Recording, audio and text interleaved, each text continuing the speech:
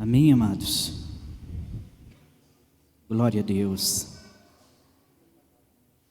Hoje, diante de tudo que já foi dito aqui, diante de tudo que nós já ouvimos, eu diria que não há mais necessidade de complementar mais nada.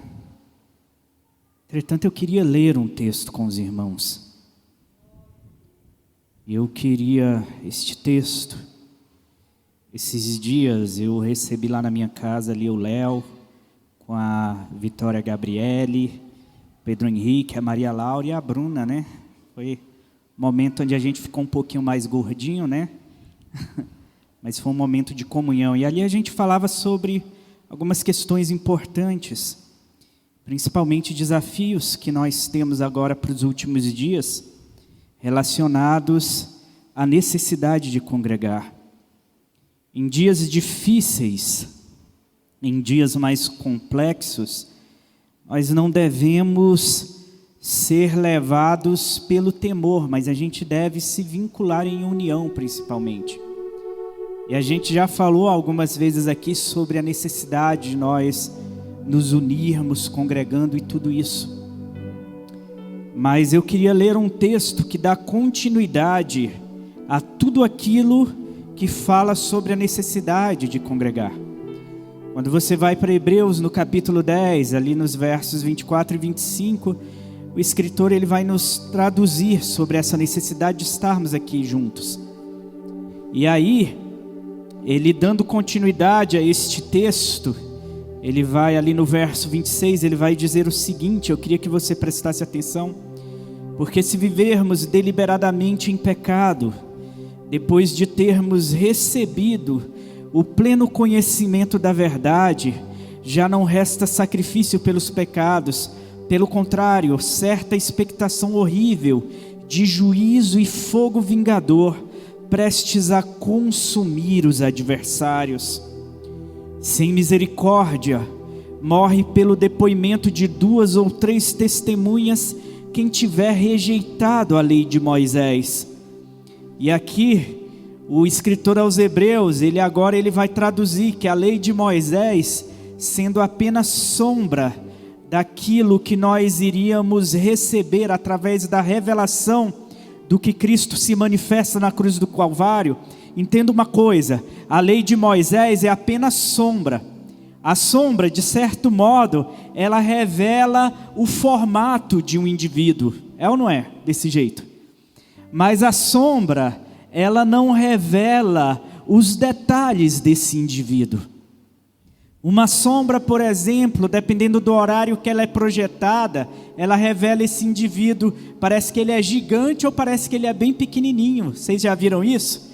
Quem está ali é próximo ao meio-dia, a sua sombra ela vai ficando cada vez menorzinha.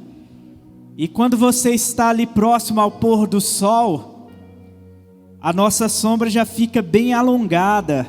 Às vezes a gente até perde a noção, parece que nós estamos diante de gigantes.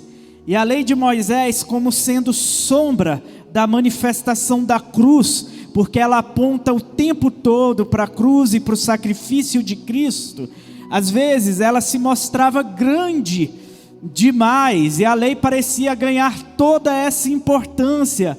Contudo, a sombra perde a importância diante do que é, porque quando nós normalmente adentramos a noite, uma característica muito clara de se adentrar à noite é que a nossa sombra desaparece.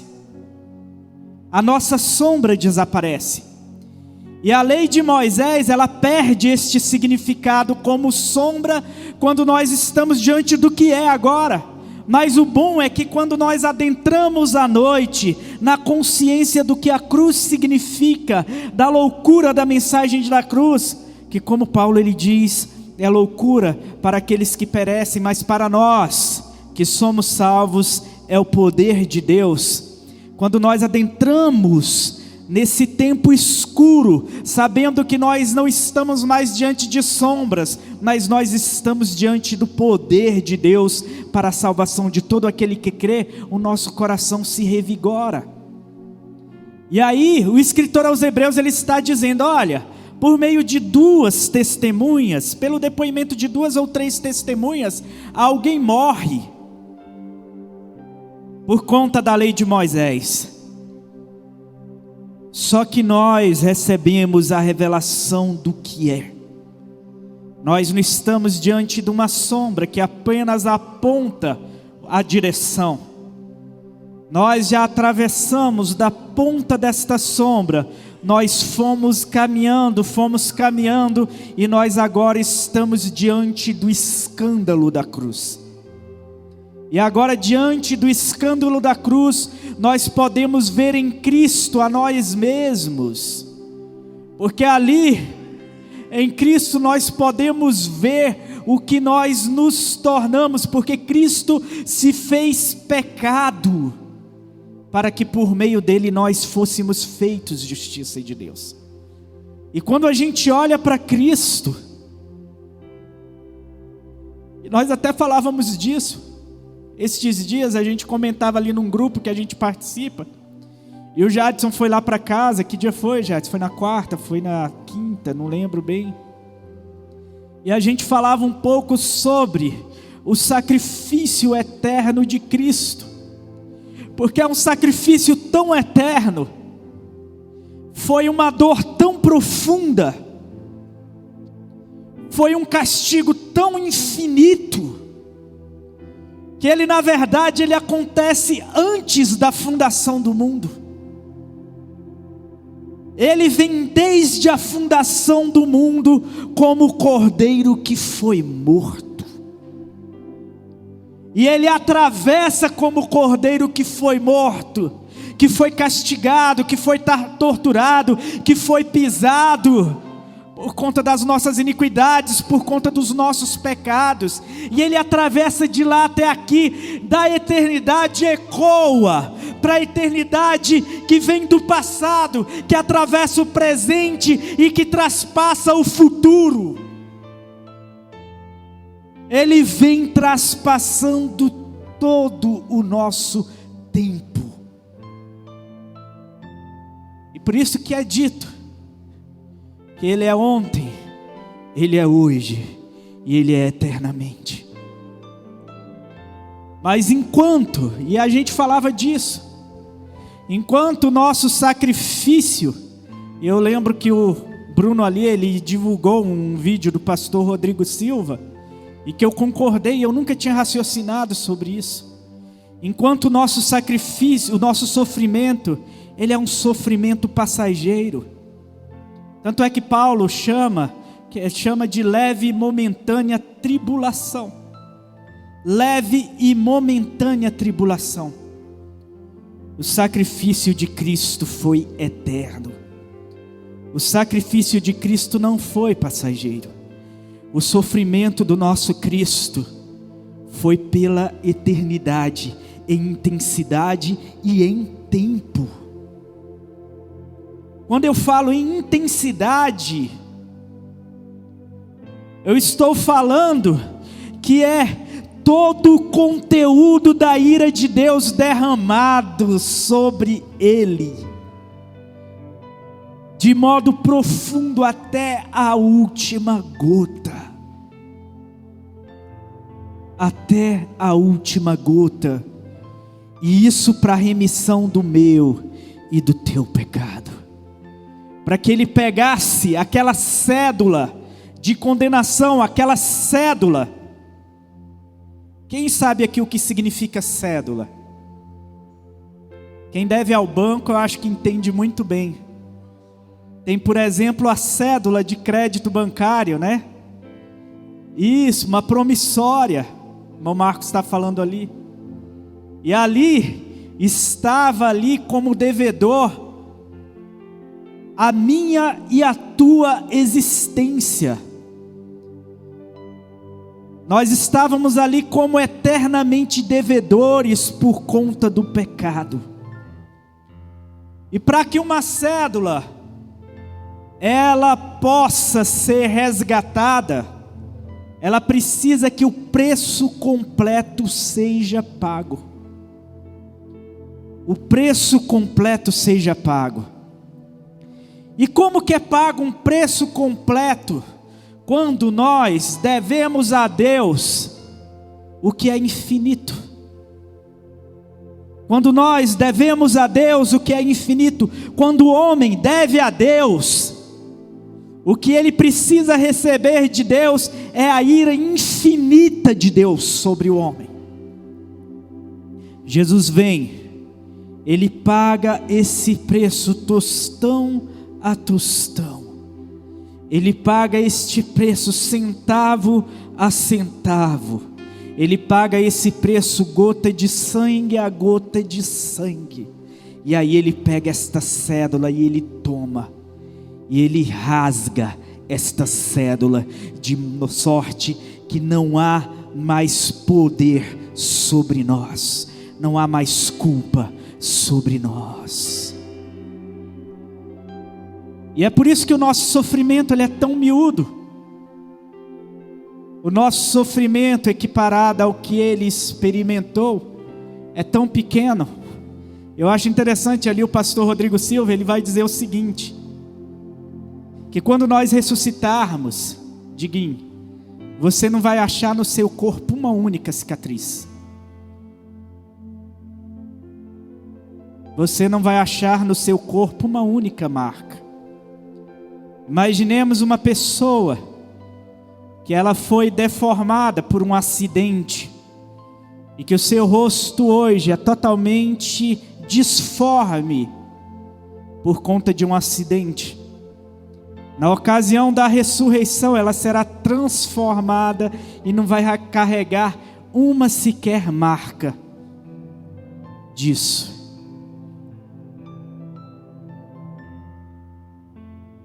As pessoas que hoje sofrem,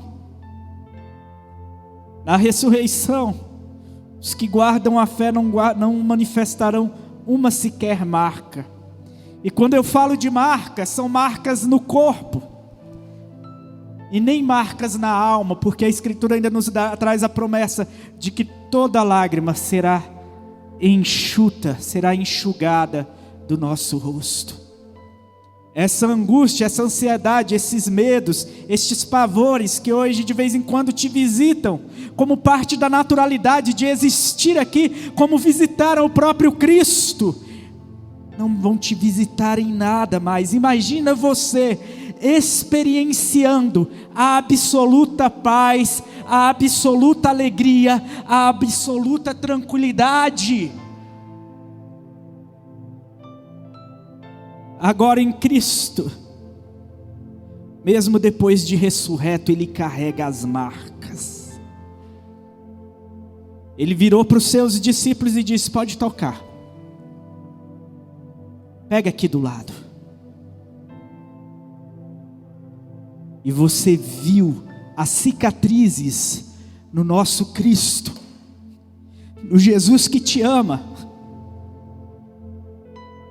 Por toda a eternidade vão acompanhá-lo. E nós não teremos uma só marca, porque Ele pagou o preço. Porque Ele pagou o preço. Pensar nisso, na dimensão do que isso significa.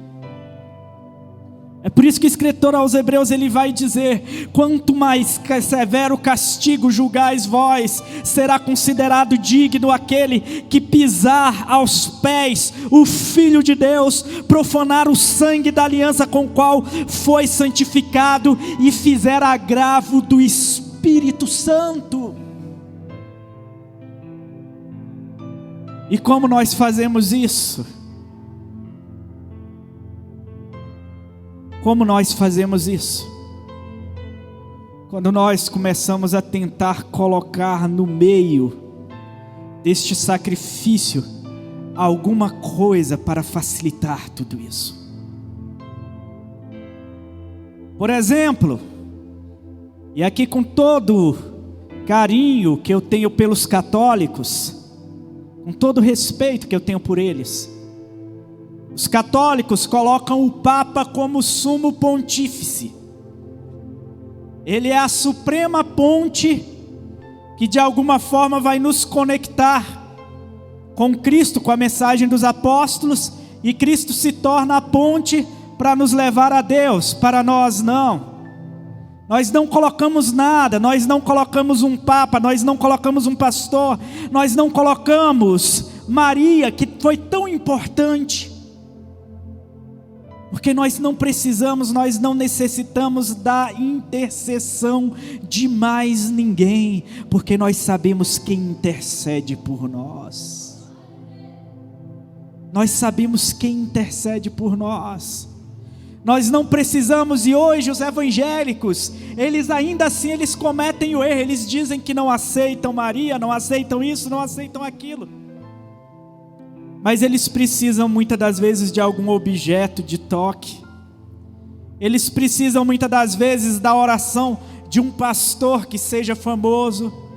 Eles precisam da intercessão de alguém que diz por aí que fez inumeráveis milagres. Nós não necessitamos de nada disso. Nós podemos falar diretamente com o Pai. Nós temos ousadia para adentrar o Santo dos Santos e nos comunicar com Ele face a face, porque o sangue de Cristo nos deu essa virtude, nos deu esse poder, nos deu essa autoridade. Colocar algo neste caminho, Diguinho, o que seja homem, seja objeto, seja coisa, seja tradição, qualquer coisa que você coloca neste caminho, você passa a pisar o Filho de Deus, você passa a profanar o sangue da aliança, e você passa a fazer agravo do Espírito Santo. Por isso é necessário que a gente adentre com fé, com uma fé firme no Senhor. Eu não vou dizer uma fé absoluta, porque todos nós de vez em quando vamos ser visitados por medo. Não tem jeito, a nossa humanidade, ela tem uma inclinação para o pecado, e o pecado, amados, o pior dos pecados é a falta de confiança. O pior dos pecados é a falta de fé no Senhor Jesus. Porque a falta de fé no Senhor Jesus é quando nós tentamos colocar alguma coisa no meio. Até mesmo as nossas obras, eu digo para você, o que você faz não vai te colocar 1 centímetro mais próximo do céu. Agora, o que Cristo fez, te colocou dentro do céu.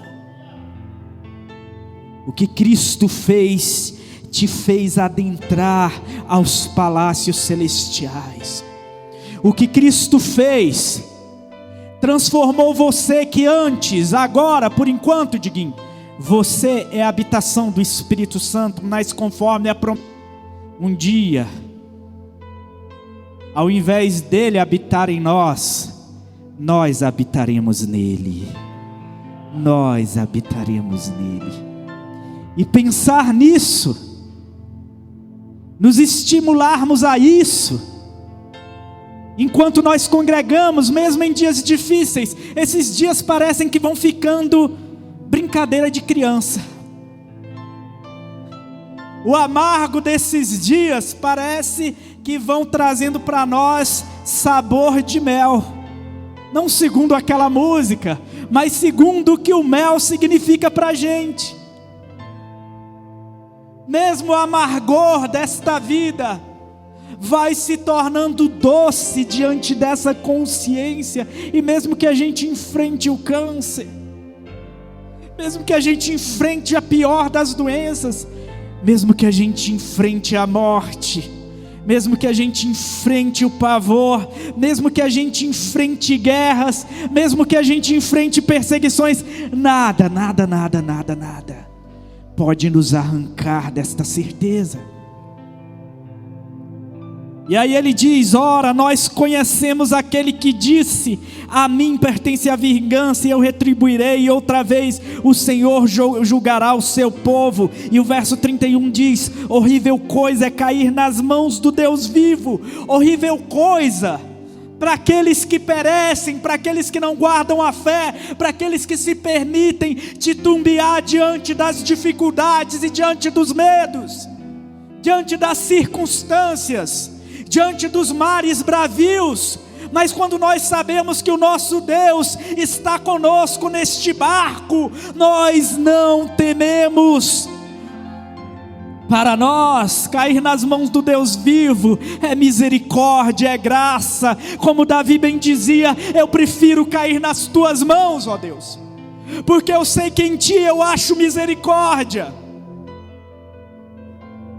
Porque nós não colocamos nada diante dele, entre ele e nós. É ele o nosso acesso, é ele a porta, é ele o caminho.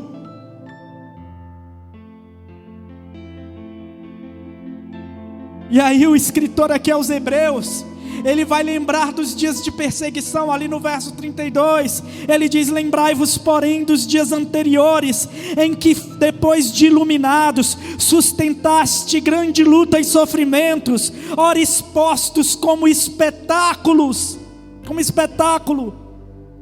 tanto de opróbrio, tanto de humilhação, quanto de tribulações, ora tornando-se coparticipantes com aqueles que desse modo foram tratados. E aí ele diz o seguinte: porque não somente vos compadecerdes dos encarcerados, dos que estavam presos, como também aceitastes com alegria que os vossos próprios bens fossem retirados de vós, fossem lhes sequestrados,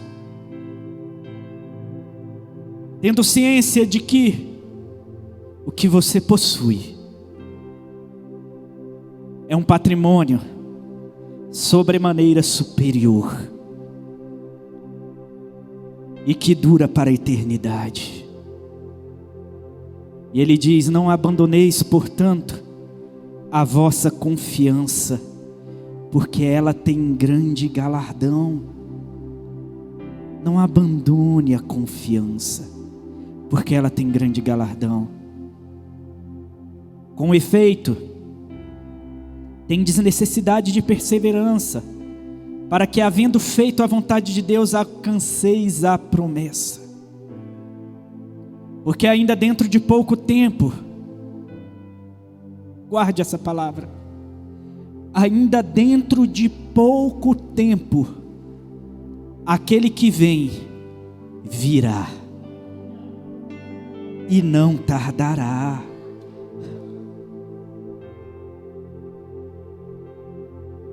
Todavia o meu justo viverá pela fé, e se retroceder nele não se compraz a minha alma.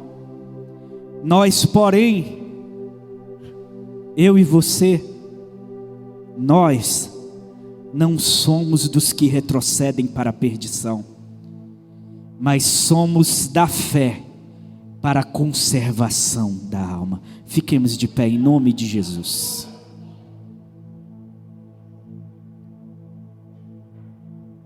Não se preocupe nem se turbe o seu coração. Guarde a confiança e a esperança no Senhor. Você tem acesso direto diante dele. Aí você diz: mas Jordânia, eu não sei nem orar, a minha oração é tão fraquinha. Não se preocupe com a sua oração fraquinha. Saiba que você tem um Deus todo-poderoso que ouve a tua oração fraquinha, e que isso lhe é suficiente. Coloque o teu coração, as tuas angústias diante dele. Coloque isso como oferta diante dele. Entregue o problema para ele, aprenda isso. E fale: Senhor, o problema é teu. O problema é teu. Porque ele vai entrar com a providência na tua vida.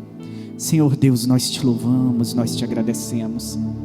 Porque tu és um Deus bom, tu és um Deus bondoso, Senhor. Um Deus que nos revestiu de misericórdia. Um Deus que aceitou um sacrifício eterno, um sacrifício que vem antes, um sacrifício que permanece, um sacrifício que vem depois. E que o Senhor, através deste sacrifício, nos deu o poder, nos deu virtude, nos deu a autoridade de nós adentrarmos no Santo dos Santos, sem mais sermos consumidos pelo furor, pelo fogo da Tua glória. Agora nós estamos revestidos dessa autoridade, não porque nós somos dignos, mas simplesmente porque digno é o Cordeiro, porque digno é o Cordeiro. E é diante de Ti que nós colocamos as nossas coroas, é diante de Ti que nós rendemos os nossos corações, é diante de Ti que nós nos prostramos, sabendo que o Senhor cuida de nós, que o Senhor nos cuida, o Senhor cuida de cada um de nós como a menina dos Teus olhos. Pai, justo Deus,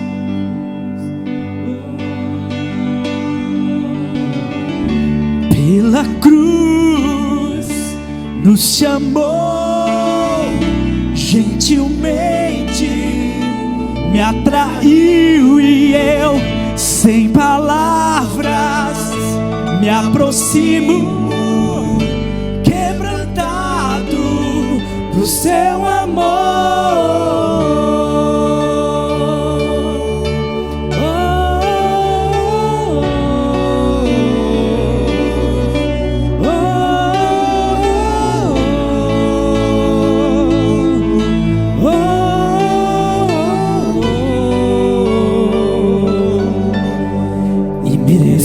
Da vida, de graça recebi,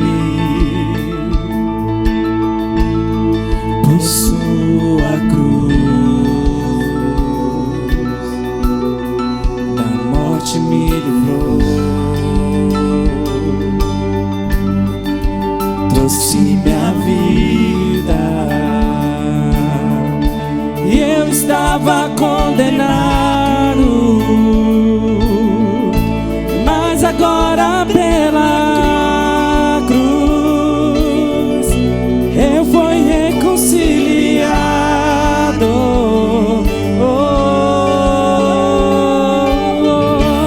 Pela cruz me chamou gentilmente, me atraiu e eu, sem palavras, me aproximo, quebrantado por Seu amor. Pela cruz me chamou gentilmente, me atraiu e eu, sem palavras, me aproximo, quebrantado por Seu amor. Impressionante é o Seu amor.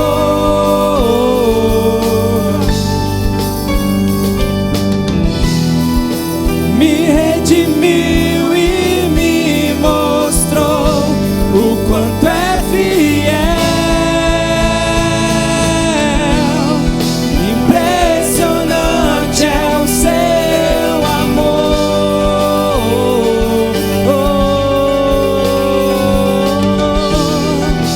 Me redimiu e me mostrou o quanto é fiel. Cante.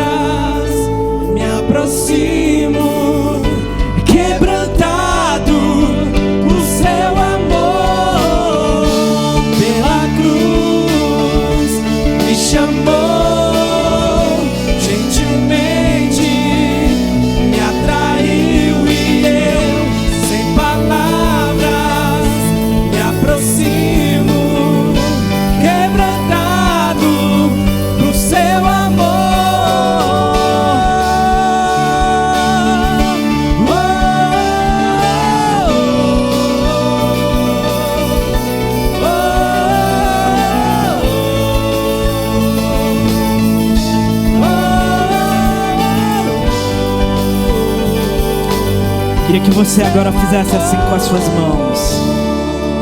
Que o amor de Deus Pai, que a graça de nosso Senhor Jesus Cristo, esta graça que foi derramada dos céus à terra, que veio sobre nós como portal, que veio sobre nós como caminho, que veio sobre nós como direção, que nos livrou de todo sofrimento, que nos livrou da morte do inferno, e que a comunhão do Espírito Santo, esta comunhão que nos torna um, esta comunhão que vem sobre nós, nos consolando, nos estimulando uns aos outros, seja todo o povo de Deus, não só hoje, mas para todo sempre, em nome de Jesus. Amém.